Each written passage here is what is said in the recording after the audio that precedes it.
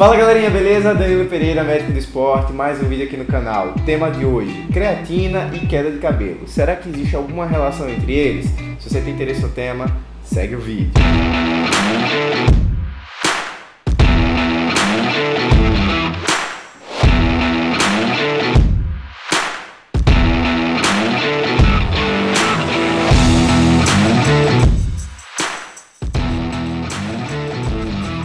Bom pessoal, você já deve estar ligados que aqui, toda terça e sexta-feira, ao meio-dia, tem vídeo novo.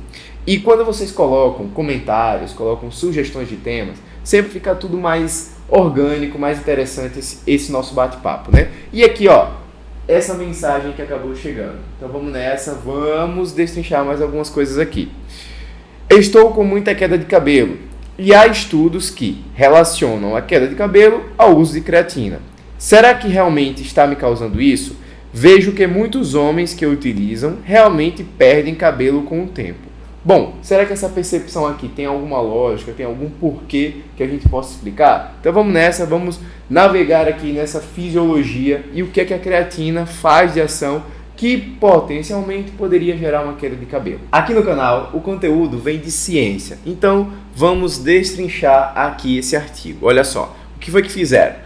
3 semanas de suplementação com a creatina e associaram o impacto na dihidrotestosterona, na razão entre a dihidrotestosterona e testosterona em atletas de rugby. Esse foi um artigo publicado em 2009 no Jornal, de Medicina Esportiva. Ele tem uma base muito legal em relação ao modelo como ele foi conduzido.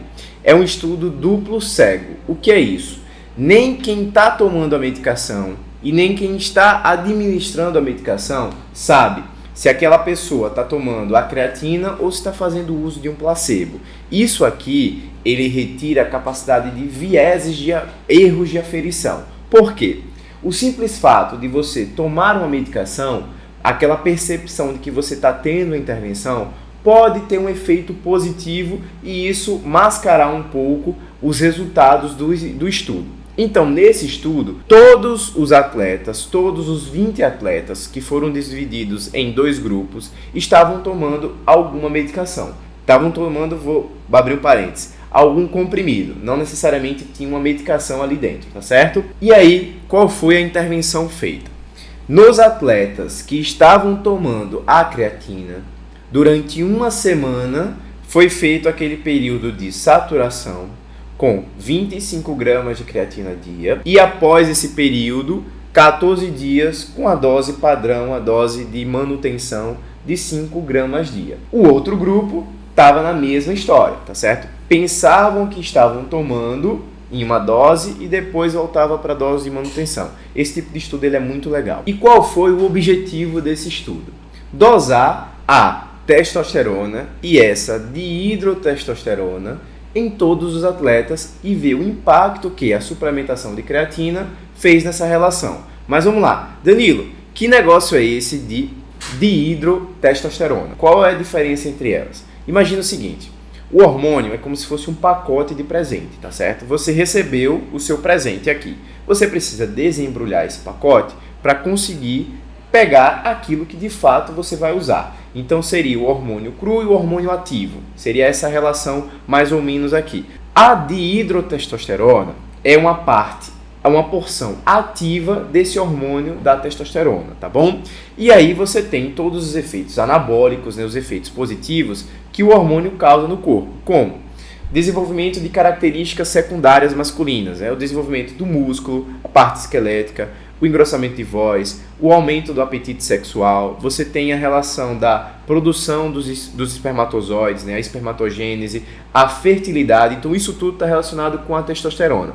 A dihidrotestosterona, você tem alguns efeitos positivos potencializados, mas você tem uma relação sim de efeitos negativos e um deles é perda de cabelo.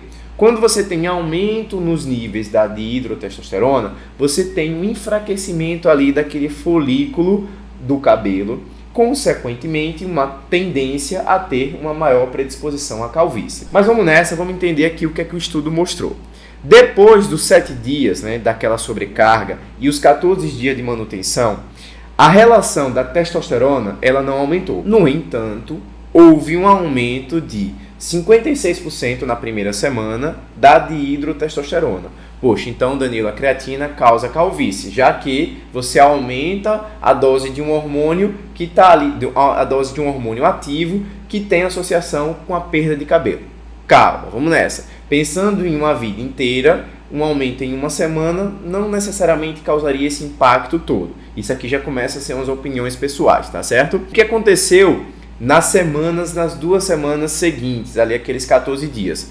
Esse aumento de 56% já caiu para 40%. Esses são os 2 pontos de avaliação de dose que existe no estudo, tá certo? Então, na primeira semana, após essa parte da saturação, houve um aumento da dihidrotestosterona de 56% em relação ao basal, e com as 2 semanas seguintes, esse aumento de 56% caiu para 40%.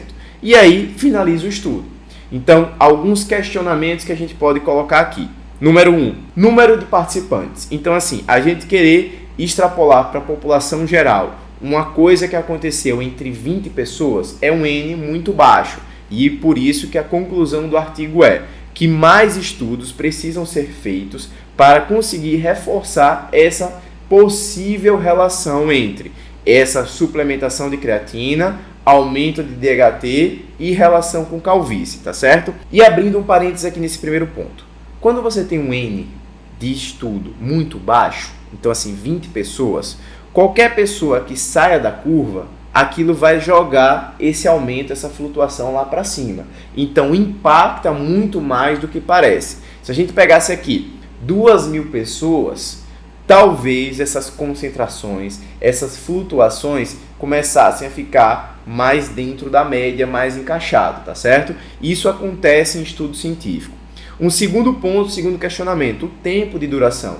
Vejam, na primeira semana houve um aumento de 56%, beleza, mas nas 2 semanas seguintes esse aumento já caiu para 40%. Vamos lá, 6 meses, 1 ano de uso, de evolução, quanto que essa dosagem, quanto que essa concentração iria ter? Um terceiro ponto, quando você coloca essa parte da supercompensação, dessa saturação, talvez não seja necessário esses 25 gramas de creatina. Então a gente já pode começar o uso, não necessariamente pelos 25, mas a dose de manutenção de 5 gramas. E aí talvez isso não eleve a esses números aqui tão gritantes, tão exorbitantes inicialmente como isso aconteceu.